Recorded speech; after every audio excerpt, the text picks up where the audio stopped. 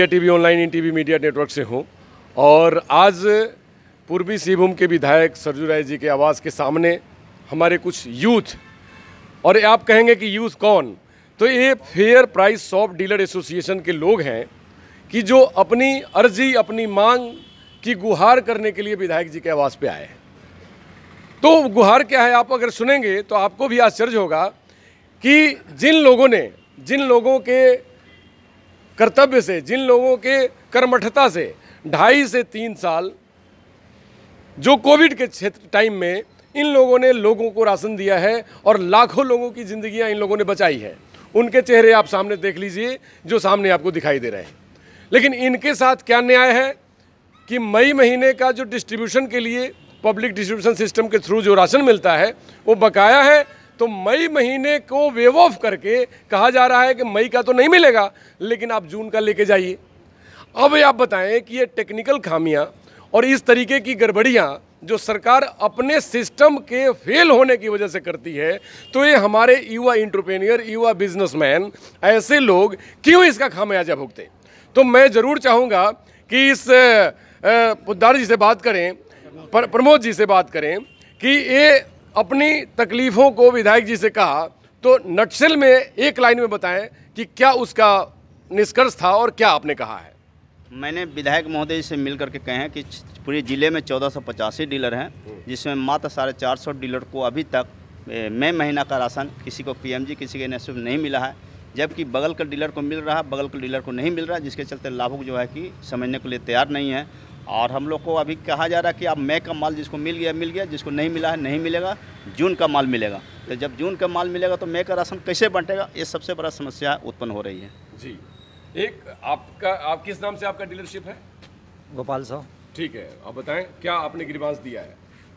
जी, क्या आपने बोला है, आपका क्या मांग? यही समस्या है कि जो डीलर को अभी तक, जैसे कि बर्मा माइंस गोदाम से 190 डीलर लगभग बाकी है, उन सभी डीलरों को मई का अगर माल पूरा मिलता है जो बकाया है तो वो डीलर बांट सके। जिनको नहीं मिला अगर वो नहीं बांटेंगे और दूसरा डीलर बांट रहा तो ऐसे में समस्या उत्पन्न होगी, इसलिए उनको माल मिलना चाहिए। आपका नाम क्या है? मेरा नाम उमेश शाह। अच्छा, किस नाम से डीलरशिप है आपकी? उमेश शाह। ठीक है, बताएं आप।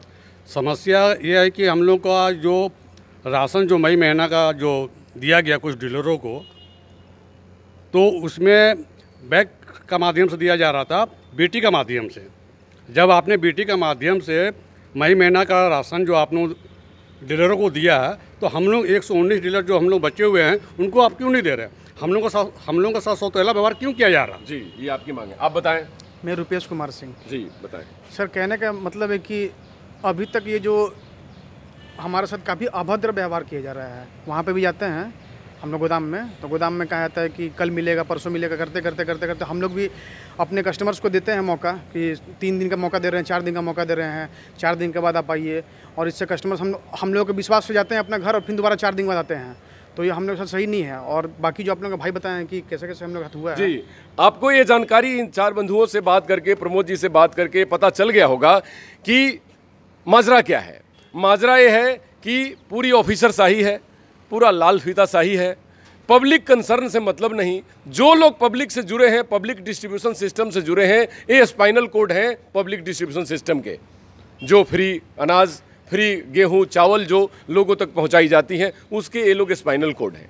अगर इन लोगों के काम में बाधा उत्पन्न किया जाए, अगर इन लोगों के सिस्टम को फेल करने का ऑफिसर तंत्र मजबूर करे, तो कैसे जीवन जिया जा सकता है। इस महामारी के बाद भी हमारे 40% से ज़्यादा आबादी रोज़ाना के रोज़मर्रे की ज़िंदगी को जीने के लिए अर्थ नहीं कमा पा रहा है। तो उस 40% लोगों की ज़िंदगी कैसे चलेगी?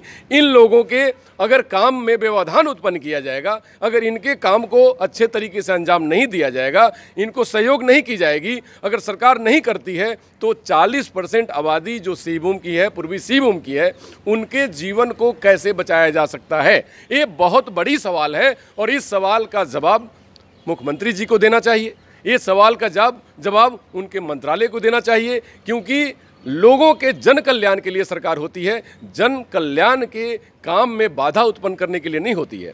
तो ये सवाल आपके सामने मैं छोड़ता हूं, अपने लाखों व्यूअर को मैं बताना चाहता हूं कि ये सवाल उनसे बार बार पूछी जाएगी कि इसके लिए वो क्या कदम उठा रहे हैं। डॉक्टर अनुज शर्मा की तरफ से India TV live, thank you very much.